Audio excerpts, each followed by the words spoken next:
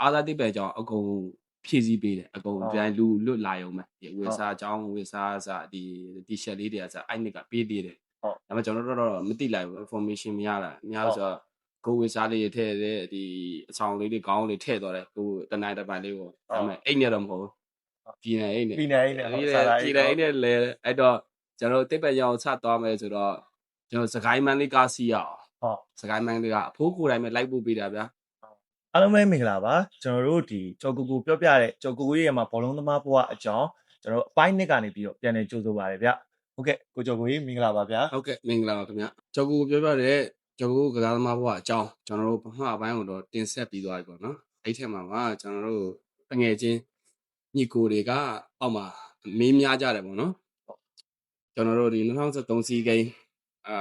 ပတ်ဆောင်ဝိုင်းနဲ့ဖြစ်တဲ့ပြဿနာနောက်ပြီးတော့2016ကက်စီနဲ့ပြန်လွှဲရတဲ့ပြဿနာအဲ့ဒီဟာလေးတွေကိုကျွန်တော်တငယ်ချင်းတွေအများဆုံးအမေးများတာကိုတွေ့ရတယ်ပေါ့နော်ဒါပေမဲ့ကျွန်တော်တို့ကအခုကဒီကျွန်တော်ရဲ့ငယ်ဘဝအကြောင်းလေးတွေကိုစပြီးသွားနေရဲဆိုတော့အတွက်ကျွန်တော်ဒီအာသာတိတ်ပံမှာကျွန်တော်ပထမဆုံးပညာသင်ယူရှိပြီးရတဲ့ပထမဆုံးနှစ်အကြောင်းကိုဒီနေ့ပြောပြတော့မှာဖြစ်ပါတယ်ဟုတ်ကဲ့ဒီခုနရဲ့ဘိုင်းလေးတွေကတော့ကျွန်တော်နောက်ပိုင်းကျရင်ကျွန်တော်ပြောပြပေးတော့မှာပေါ့နော်ကျွန်တော်စောင့်မျှော်ကြည့်ရှုပေးကြပါဦးလို့ပထမဆုံးပြောချင်ပါတယ်ဗျဟုတ်ကဲ့ဗျဟုတ်ကျွန်တော်တို့အခုဒီကိုကျော်ကိုပြောသလိုပဲပေါ့နော်ကျွန်တော်တို့ဒီကိုကျော်ကိုရဲ့မှာတကယ်ညီကိုတွေမေးတဲ့မေးခွန်းတွေကိုကျွန်တော်နောက်တစ်ပိုင်းတွေမှာတင်ဆက်မယ်ကျွန်တော်တို့ဒီနေ့ပိုင်းလေးရတော့ကျွန်တော်တို့ရဲ့မှာဒီကိုကျော်ကိုအားစားသိပ္ပံကိုစတင်ရောက်ရှိသွားတဲ့အပိုင်းလေးရောက်သွားပြီပေါ့နော်ဆိုတော့ကိုကျော်ကိုရဲ့မှာဒီအားစားသိပ္ပံဒီចောင်းသားဘဝနေ့ရက်တွေကိုကျွန်တော်တို့စပြီးတော့ပြောပြပေးပါအောင်ဗျပထမအဆုံးစပြောရမယ်ဆိုတော့ကျွန်တော်သွားယူကြတယ်ယူကြကျွန်တော်တငယ်ချင်းများတယ်ခုနရှိတစ်ခေါက်ပြောခဲ့လို့ဆိုဒီမူးမြင့်သူစီညိဘာကဒီအများပဲလူအများပဲကိုလင်းအောင်ပေါ့အများကြီးသွားယူရတဲ့အချိန်မှာဒါပေမဲ့တူတော့မတူတော့ကျွန်တော်73နှစ်ယောက်ဒီကိုလင်းအောင်လို့ပါဆိုဒီအာ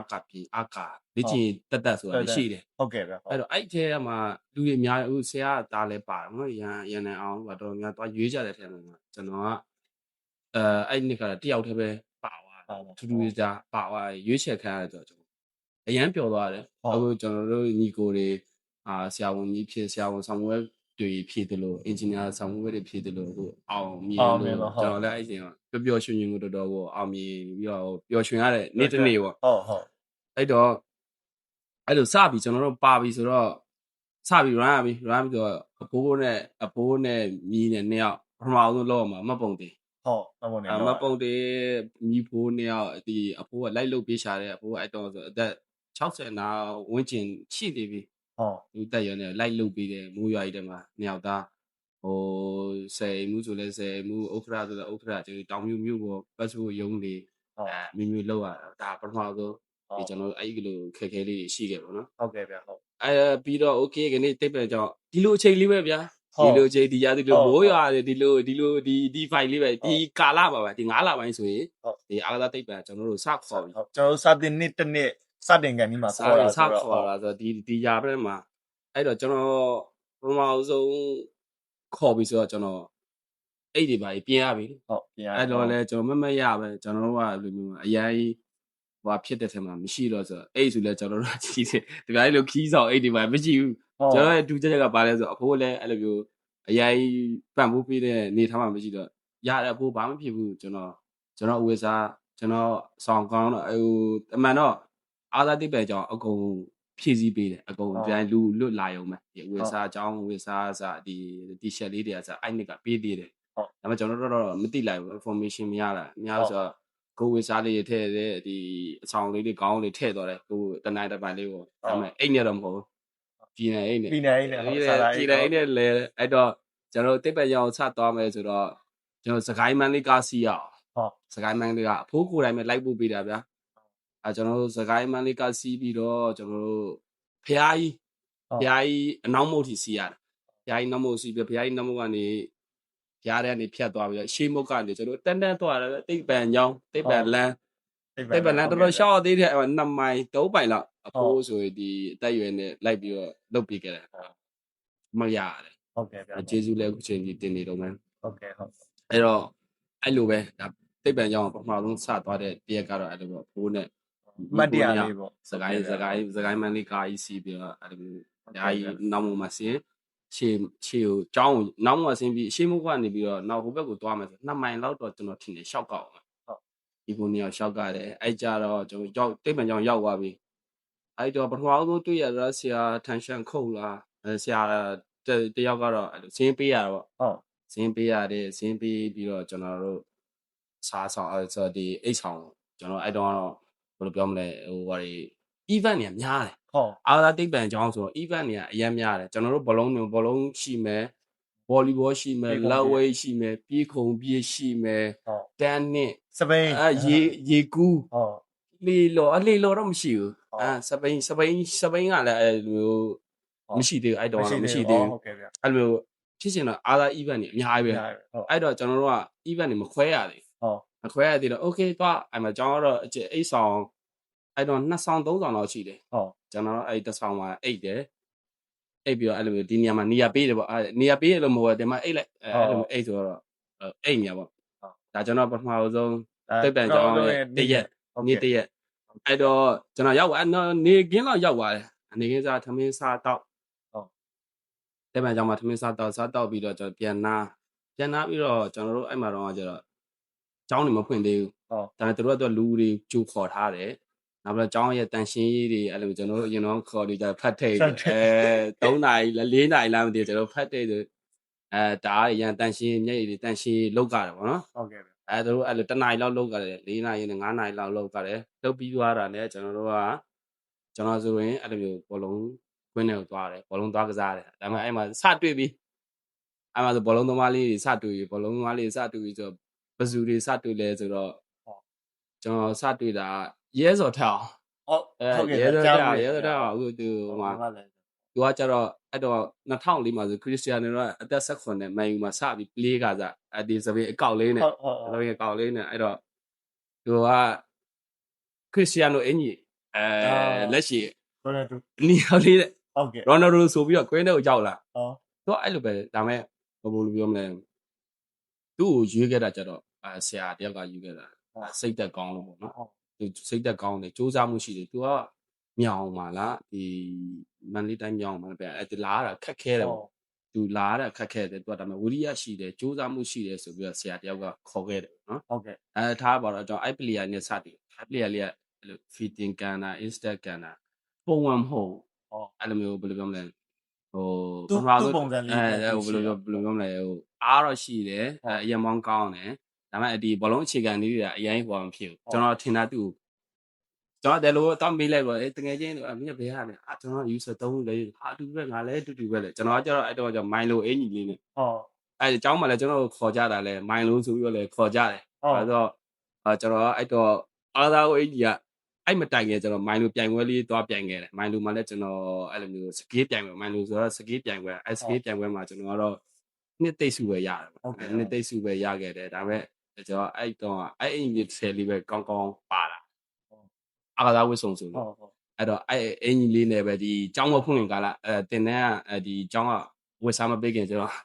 နောက်တနေ့သွားလဲဒီမိုင်လိုနောက်တနေ့သွားလဲမိုင်လိုလူတွေကပါလဲဟိုကျွန်တော်မခေါ်တော့မိုင်လိုဆိုပြီးတော့ကျွန်တော်မိုင်လိုဆိုပြီးတော့လဲနာမည်တွင်ခဲ့တယ်အဲ့တော့ထားလိုက်ပါကျွန်တော်ရဲစော်တဲ့တကယ်ချင်းဟုတ်တယ်မင်းတို့ကနေတသိန်းနဲ့ဖြစ်တော့မဟုတ်ကလေးဆိုတော့ပြောကြပါတသိန်းနဲ့ငါတို့တူတက်ကမနဲ့တူတယ်မင်းဘယ်နေရာကစားရလဲငါခရစ္စတီယာနိုငါရိုနယ်ဒိုအားကြသူအဲ့လိုငါရိုနယ်ဒိုရဲ့ပြီးကြဟုတ်လားငါဘေးကိုသမားမှတ်နေ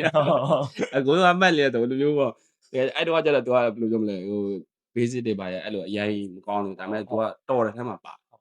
လူလည်းစူးစမ်းမှုအရင်ကောင်းတယ်ဒါတော့သူ့အကြောင်းကိုပြောပြတာဟုတ်ကဲ့အဲ့ဒီကနေနောက်တရက်စုံလာတာနောက်တရက်ကျလဲအဲ့လိုမျိုးပဲနောက်ကျောင်းဖွင့်ကန်ကြီးလေးနောက်တရက်ဆိုနောက်တရက်ကိုတွေ့လာပြီနောက်တယောက်ဆိုနောက်တယောက်လည်းအဲ့လိုပဲခရစ်စတန်သူကကျတပုံစံနဲ့ဗျာမျက်နာဟောသပင်ကောက်လဲသူသပင်လေးနှစ်ခုတေးချောက်ချတာတည်းသူ့နာမည်ပြဖြူကူလို့ထင်တာပဲနာမည်တော့မမားလာဘူးဒါသပင်ကောက်သူကလည်း Ronaldo crazy ဗျာသူဟိုလာကြတဲ့ဒီသူ့ရဲ့ဟိုမှာဗီယိုမှာကပ်ပြီးသားသူလည်းအဲ့လိုပဲ Ronaldo အင်ကြီးနဲ့မန်ယူအင်ကြီး Ronaldo တိုင်းမှာအဲ့မှာကလေးကသူကစခွာနေအဲ့မှာလည်းသူစခွာနေ training မှာဆိုလဲအဲ့လိုနောက်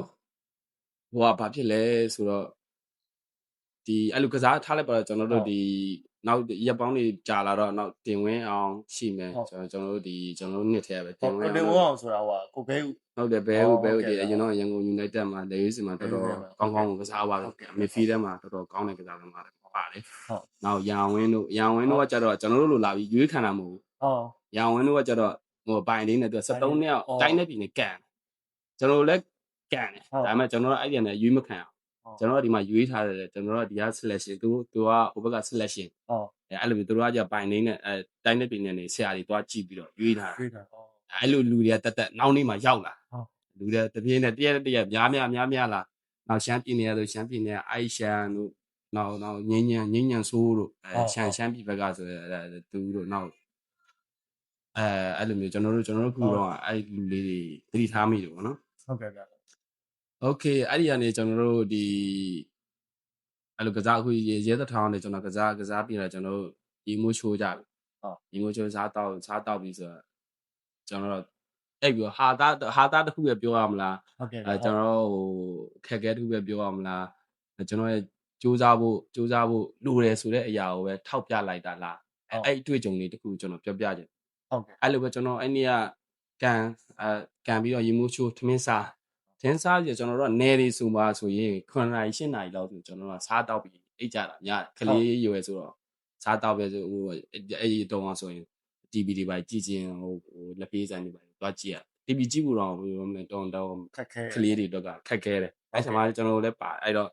ကျွန်တော်တို့ရဲ့ habit ကဟိုဘယ်လိုမလဲလေးချင်သမင်းစားပြီးဆိုတော့ဘာမှမရှိတော့အိတ်ဖို့ပဲရှိတယ်ဟုတ်အဲ့တော့အဲ့ပထမဆုံးတိတ်ပံပထမရက်မှာပဲကျွန်တော်ဟာတာလေးတစ်ခုအနေနဲ့ဘဝအတွက်ဟိုခွန်အားတစ်ခုဖြစ်ပြန်သုံးရတဲ့အတွေ့အကြုံလေးတစ်ခုပေါ့နော်ဟုတ်ကဲ့ဘာလဲဆိုတော့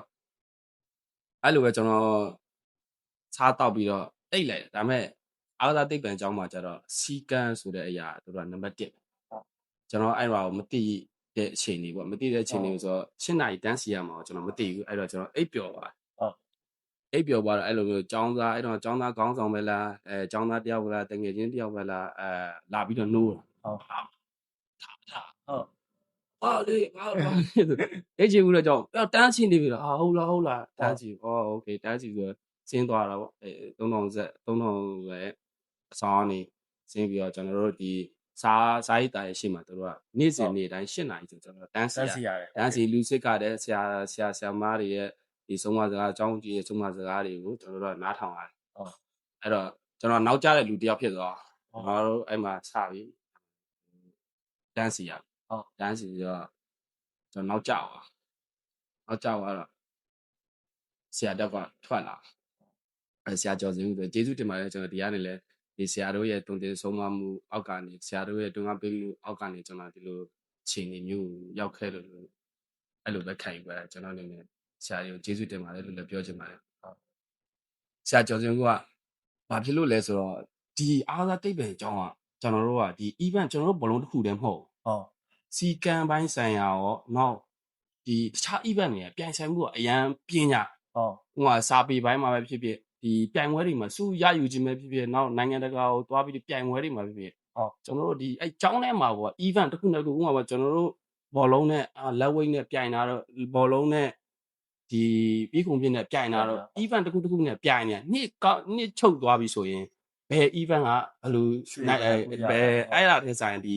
ကျောင်းကိုဘယ်လိုဂုံဆောင်ခဲ့တယ်ကျောင်းကိုဒီကစားမဘယ်လိုလုပ်ခဲ့တယ်ဥပမာ10တန်းအောင်ခဲ့ဆိုဘယ် event က10တန်းကိုအောင်ခဲ့တယ်ဘယ်နဲ့ဂုံတူးနဲ့ဘယ်လိုပါခဲ့ event နဲ့ဒီ event နဲ့လည်းပြိုင်နေရာတယောက်နဲ့တယောက်တက်ကလည်းပြိုင်ဆိုင်မှုအရန်ကောင်းတယ်အဲ့ထဲမှာဟိုမှာစီကန်းပိုင်းကလည်းအရန်ကိုဟိုဘယ်လိုမျိုးကောင်းမွန်ဟိုနေခဲ့ရတယ်ပေါ့နော်အဲ့ဒီအချက်အဲ့တော့ခုနတန်းစီတဲ့အရာကိုရောက်သွားတော့ကျွန်တော်ပြောချင်တာတော့ဆရာဘယ်လိုပြောမလဲအဲ့တော့ event တွေမခွဲရရောနေရဆိုတော့ဒီចောင်းသားခုနနောက်ကြတာဘယ်သူလဲလက်ထောင်ဟေးမင်းဘယ်သူလဲတဲ့ကျွန်တော်ကြောက်ကိုပါရှေ့ထက်ပဲထွက်မင်းဘယ် event လဲကျွန်တော်ဘောလုံးကပါဆရာစပြီဘောလုံးကပထမဆုံးစပြီဘောလုံးကဆို event ကြီးပြိုင်နေတာဟိုဘောလုံးမှလည်းဘောလုံးဆရာရှိပြီးကုန်ပြင်ဆရာရှိတယ်တယောက်ကဒီပြိုင်ဆိုင်မှုတွေဒီစီကမ်းပိုင်းဆရာလည်းပြိုင်တာတပည့်လှုပ်လိုက်ပြီးကွာဘောလုံး event စပြီကွာအဲ့တော့သူကဘာမှမဟုတ်ပါဘူးကိုတပည့် ဘယ်လိုပြောမလဲဒီအပြစ်ပေးတဲ့သဘောမျိုးပေါ့အပြစ်သေးရဆိုတာဒါပြစ်ရှိတာကိုနာမတိကနောက်ကျတယ်ဆိုတာရှေ့ထက်တဲ့ဘောလုံးကြီးက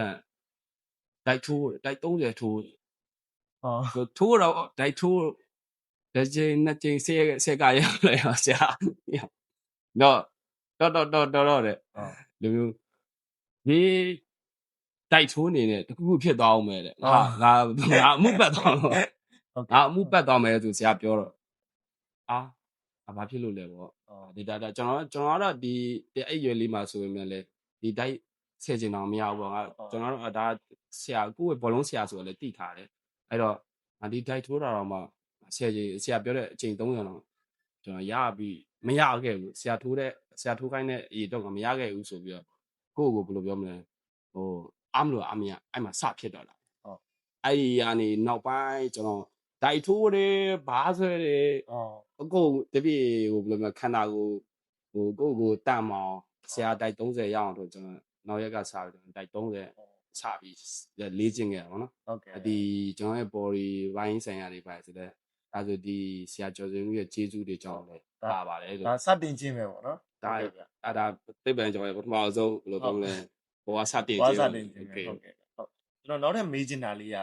ဒီကိုကျော်ကိုစရောက်ချင်းကျွန်တော်တို့ဒီဘာပဲပြောပထမဆုံးအိမ်နဲ့ခွဲနေရတဲ့ကာလဖြစ်တယ်ပေါ့နော်အဲ့တော့ကိုကျော်ကိုအနေနဲ့အိမ်လွမ်းတာတွေဘာတွေများကျွန်တော်တို့ဒီဖြစ်ခဲ့သေးလားပေါ့နော်ကျွန်တော်ဖြစ်ခဲ့တယ်ဗျကျွန်တော်အဲ့လိုမျိုးနည်းနည်းဖြစ်တယ်broken family နဲ့လာတဲ့အတွက်တန်ရောစဉ်မြစ်တာဆိုတာကျွန်တော်စိတ်ထဲကမတိမတာလေးခံစားရတယ်ဗောနော်မတိမတာလေးခံစားရတယ်အဖိုးကလာပို့သွားတယ်အဖိုးထွက်သွားတဲ့အချိန်ကိုလေကျွန်တော်ဘယ်လိုပြောမလဲမျက်ွယ်ပြုတ်ခဲ့ရတယ်ဗောနော်မျက်ွယ်ပြုတ်ခဲ့ရဆိုတာကျွန်တော်မှရီမန်းချက်တွေနဲ့လာခဲ့တာဖြစ်တဲ့အတွက်ကျွန်တော်ဖိုးကိုလည်းပြန်ပြီးလက်မကြည့်ကျွန်တော်ရအောင်လုပ်မယ်ဆိုတဲ့ပုံစံမျိုးနဲ့ကျွန်တော်နေခဲ့လိုက်တယ်နေ့တစ်နေ့တောင်ကျွန်တော်ညရအိတ်ပြီဆိုတော့ကျွန်တော်ချင်းတော်ထောင်ပြီးခေါင်းချပြီဆိုတာနဲ့ကျွန်တော်တစ်ပတ်လောက်ကတော့ဟိုပါတယ်ကျွန်တော်လည်းမိသားစုရဲ့မြတ်တာလိုအပ်တဲ့ကလေးတယောက်ပဲပါခဲ့တယ်ဟုတ်ကဲ့ကျွန်တော်ဒီနောက်ထပ်မေးချင်တာကတော့ကျွန်တော်ခုနကဒါပထမဆုံးဒီအားစားသိပ္ပံကိုဆက်ရောက်တဲ့တနေ့တာကာလပေါ့နော်အခုမေးချင်တာကျွန်တော်တို့ဒီ training session ပေါ့နော်ကျွန်တော် training နေမှာလဲကျွန်တော်တို့ကြားသိရသလောက်ဆိုရင်အားစားသိပ္ပံကကျွန်တော်တို့ဒီတခြားသောခုလက်ရှိဆိုရင်လည်းတခြားသော academy တွေတခြားသောသင်တန်းကျောင်းတွေထက်အားစားသိပ္ပံကကြက်ခိုင်မှုကိုဦးစားပေးတယ်ပေါ့နော်ဆိုတော့အဲ့လိုကျောင်းဖြစ်တဲ့အတွက်ကိုကျော်ကိုရဲ့မှာဒီပထမဆုံး training session မှာကိုကျော်ကြုံတွေ့ခဲ့ရတာလေးလည်းဝေမျှပေးပါဦးဗျโอเคအဲ့ကျွန်တော်တို့တခုကျွန်တော်တို့ပထမဆုံးနှစ်ကလည်းကန်ကောင်းတယ်ကျွန်တော် event တွေခွဲလိုက်ပြီကျွန်တော်တို့ကစားသမားတွေC2 အောင်ဆိုတော့ကျွန်တော်ဒီဟိုစီတော်မကျွန်တော်ဒီအားသိပ္ပံတော့C2 အောင်လည်းရှိတယ်သူကတော့C2 အောင်လားဘယ်လိုလဲမသိဘူးနာမည်တမျိုးတော့ရှိတယ်အဲ့လို player တွေအများဆုံးလာပြီကျွန်တော် team တစ်ခုနေလည်းဖြစ်လာဆရာကျွန်တော်တို့အဲ့တော့ကျွန်တော်ရဲ့ပထမဆုံးအဲ့2004ဆရာကတော့ဆရာထုံလေးလည်းမင်္ဂလာပါလို့ကျေးဇူးတင်ပါတယ်လို့ဆရာရဲ့ဒီပုံသင်ဆုံးမမှုတွေလည်းအများကြီးပါပါတယ်လို့ဟုတ်ကဲ့ပထမဆုံးကျွန်တော်တို့ training စစေရပြီဆိုဒီလိုရည်ရမလို့ငိုရမလို့ဖြစ်ခဲ့ရတယ်ဘာလို့ဆိုတော့ကျွန်တော်တို့ကစပြီးအဲ့ဒီလာထဲမှာလာကုန်ကန်ဒီမှာလားဒါမှမဟုတ်ကျောင်းစဖွင့်ပြီလားမသိဘူးကျွန်တော် training စပြီးလောက်ခဲ့ရဆိုတဲ့ဟာကျွန်တော်ဒီမန္တလေးကျုံကြီးကိုကျွန်တော်တို့မာရသွန်ပတ်ကြတယ်ကျွန်တော်ပြိုင်ပွဲပါဒါဟိုလိုအတင်းရဲ့ training မဟုတ်ဘူးအဲ့ပြိုင်ပွဲမှာတကြောင်လုံးဝင်ပြိုင်ရတယ်တကြောင် event တွေအကုန်လုံးပျော်ပါတော့အဲ့လိုမျိုးဒီလက်ဝဲပြေကုန်ပြေအကုန်လုံးတို့ဝင်ပြိုင်ရဟုတ်ကဲ့ဆူကတော့သူဆူကြီးတွေတတ်မှတ်တာကျွန်တော်တို့ပထမအောင်ဆုံးကျွန်တော်အမှတ်ရဆုံး training ပေါ့နော်အမှတ်ရဆုံး training ကအဲ့ကျုံးပတ်ရတာကျွန်တော်မန်းလေးအခေါ်ရဆိုတပြားဟုတ်၄ပြားရှိတယ်ပေါ့မန်းလေးတပြား၄ပြားရှိတယ်ကျွန်တော်တပြား2ပြားလောက်ဒီကောင်းပြေးတယ်3ပြားလောက်ပါကျွန်တော်မပြေးနိုင်အဲ့လိုပဲကစားမိုက်တော်တော်များများမပြေးနိုင်ကြဘူးစီးပြီးလိုက်ကြတာလို့စက္ကန့်စီးပြီးလိုက်ကြတာဟုတ်ကဲ့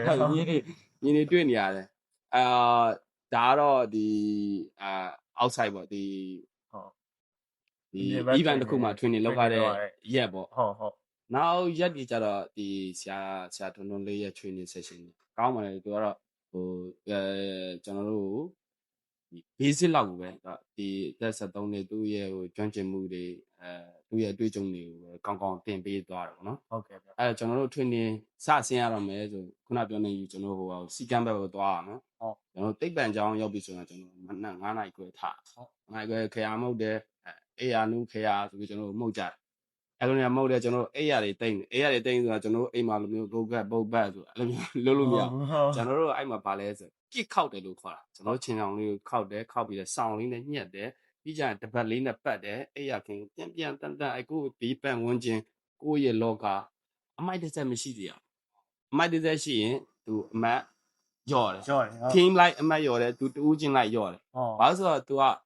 ဟိုစုပေးတံပေးရှိတယ် ဟုတ် အဲ့မှာဒီ kit ကိုအလားဆုံးခောက်နိုင်တယ်တန်တန်ရှင်းရှင်းနေနိုင်တယ်ဆိုရင် तू ကအမှတ်လိုက်လားလိုက်အမှတ်လိုက်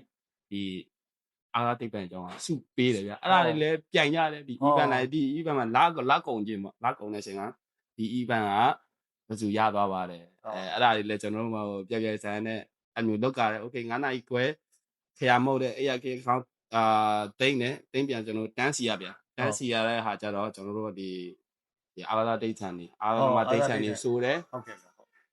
အာလာဒိတ်ဆန်ဆိုပြီးကျွန်တော်တို့ခွင်းထဲကိုစပြီးတော့ training စတယ် ဟုတ်ကဲ့ ဒါကျွန်တော်တို့ဆရာထုံးလေးနဲ့ဒီကျွန်တော်73နှစ်ပထမဆုံး training စဆင်းရတာတော့ပုံမှန်ပဲသူကတော့ဘလုံးအခြေခံလေးအခုကျွန်တော်တင်တန်းကျွန်တော် page လေးတွေကျွန်တော်ဟာလေး share ပေးတယ်ဒါဆရာရဲ့တွင်တင်ဆုံးမမှုတင်ပြမှုတွေအများကြီးပါတယ်ဘောလုံးတော့ခဲ့ဟာလေးဘောလုံးအခြေခံဘောလုံးဆွဲတာတွေအားလုံးကဒီဆရာရဲ့ဒီတွင်တင်မှုတွေအများကြီးပါတယ်ဆိုတော့ပြောချင်ပါတယ် ဟုတ်ကဲ့ဟုတ်ပြီးတော့ကျွန်တော်တို့ဒီခုသိပ္ပံကျောင်းမှာကိုကျော်ကိုတို့ဒီနေထိုင်စားတော့ပုံစားတော့ရတဲ့အကြောင်းလေးတွေရောပြောပြပေးပါဦးဗျဟုတ် အဲ့ဒီမှာကဟုတ်ပြီခုနကတော့ကျွန်တော်အဲ့လို training ပြီးသွားပြီ training ပြီးသွားတယ်ကျွန်တော်တို့အဲ့တော့မိုင်းလူတိုက်တယ်ဗျအဲ့တော့အဲ့နှစ်က2004နှစ်ကဘူးဖေးပဲ ဟုတ် ကောင်းတယ်အခု ဟုတ် ကျွန်တော်တို့ကျွေးတယ်အခုကနေဆိုရင်ကြာတန်ကြောပေါ်မှာကျက်ဥပါတယ်ချင်းနဲ့ကောင်းကောင်းစားအဲ့လိုပြည့်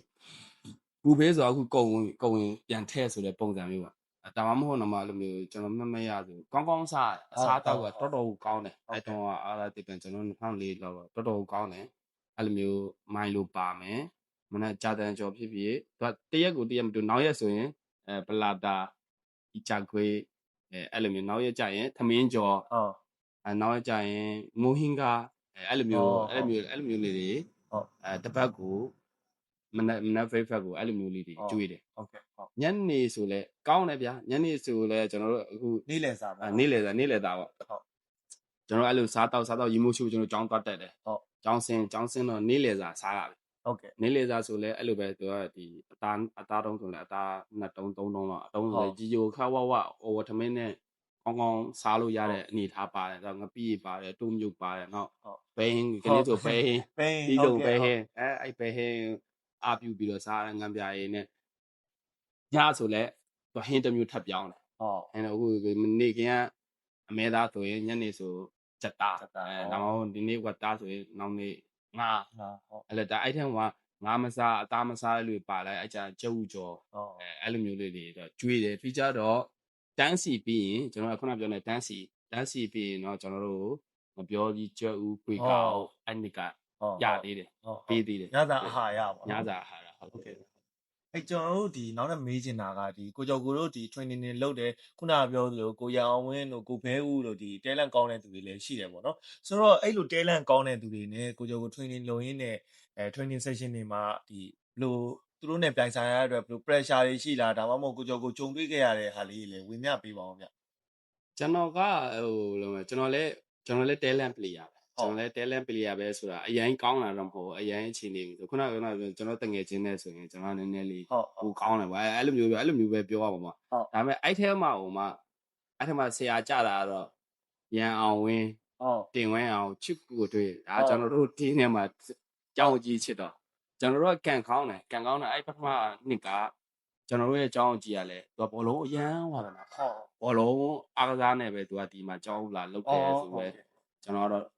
ထင်တယ်ပေါ့နော်အဲ့တော့ကျွန်တော်တို့ဖြစ်ချင်တာကျွန်တော်တို့73နှစ်ကလည်းအဲ့မှာမန်းလေးမှာပထမဆုံးနှစ်ထားတာအဲ့တော့ကျွန်တော်တို့ကြတာသူသားတွေသမီးတွေလူသားတွေလူပေါ့သားတွေလူပါအခုညနေဆိုကျွန်တော်တို့နဲ့ခွေးယူလာကစားတယ် အဲ့လိုမျိုးသူသဘောကျတယ်သူကစားတယ်သဘောကျတယ်ဟာသွားညနေသွား coffee ပြောလေအကျော်သွားစားဒီရှေ့မှာလက်ဖေးဆိုင်လေးရှိတယ် ဟုတ်ကဲ့ နောက်ဒီဆရာတွေလက်ဖေးဆိုင်လေးမှာဒီမိုဟင်းကတယောက်ကိုဘယ်နှပွဲရော့လို့သွားဘေးမှတ်ထားလိုက်ကျွန်တော်ကန်ကောင်းတာကဒီ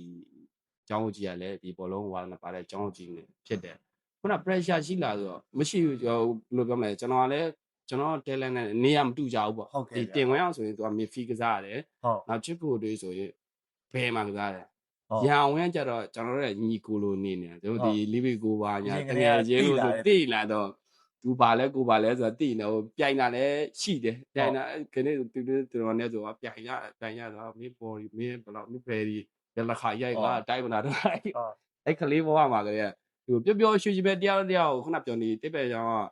ရိုင်ဆိုင်စရာတွေနဲ့တူပျော်ရွှင်စရာလေးတွေနဲ့လည်းဟိုဖြတ်တန်းလာတယ် pressure ဆိုရဲပုံစံမျိုးတော့မရှိခဲ့ဘူးဟုတ်ကဲ့ဟုတ်ကဲ့ဗျာဒီကိုကြီးအနေနဲ့ဒီအားစားသိပ္ပံရဲ့မှာဒီကျွန်တော်တို့ training session တွေမှာရောပြင်းပြင်းထန်ထန်လုပ်ခဲ့ရတဲ့အပိုင်းတွေရောရှိခဲ့လားဗျာရှိတယ်ဒီကျွန်တော်တို့စီမှာတော့ဒီအားစားသိပ္ပံကတော့ဒီကြမ်းခိုင်မှုလည်းအဓိကစစ်တယ်လပတ်လိုက်လားမသိဘူးစစ်တယ်3လတစ်ကြိမ်ကြမ်းခိုင်မှုဆိုတော့ရှိ event အကုန်လုံးကိုစစ်တာevent အကုန်လုံးကိုစစ်တာဒီကိုကာယကြမ်းခိုင်မှုရှိမရှိပေါ့သူကြမ်းခိုင်မှုတိုးတက်လာလားဥပမာပေါ့ကျွန်တော်တို့မီတာ400သူစံချိန်ယူတယ်မီတာ400ကို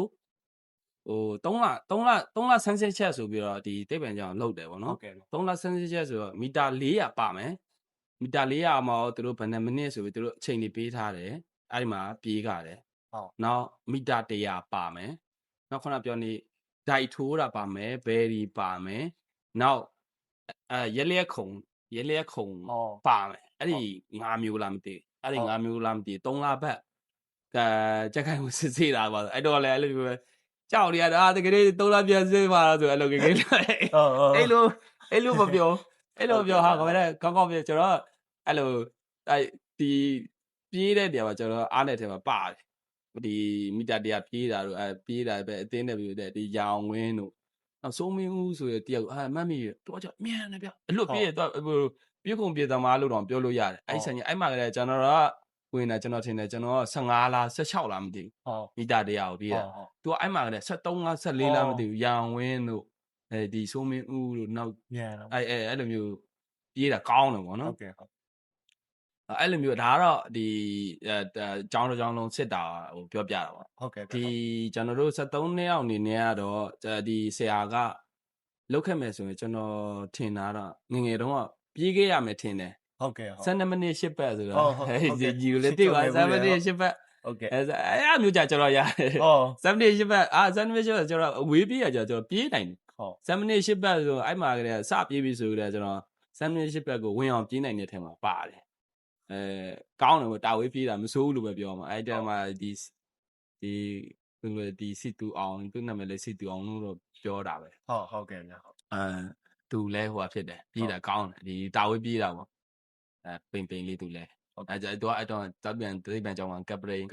သိပ္ပံကြောင်းမှာကပ်ပရိန်ဟုတ်ကဲ့ကျွန်တော်တို့ထဲမှာပဲသူသိပ္ပံကြောင်းကပ်ပရိန်ဟုတ်နောက်တင်ဝင်းအောင်လို့ချစ်ကိုထွေးတို့ကတော့ပြေးနေဒီကောင်လေးအဲ့လိုမျိုးဆိုဒီကောင်လေးကတော့နောက်ဆုံးကပြေးတာနေပြအဲ့မျိုးဖြိုးများတယ်ဘယ်လိုဆိုဒီလိုလေးတော့ခြေကားကြွညင်မှုအဓိကထားကစားကြံ့နိုင်မှုကခြေကားလက်ကားလေးအဲ့လိုချစ်စရာလေးတွေပြောပြတာပါဟုတ်ကဲ့အဲ့လိုမျိုးလေးတွေရှိတယ်နောက်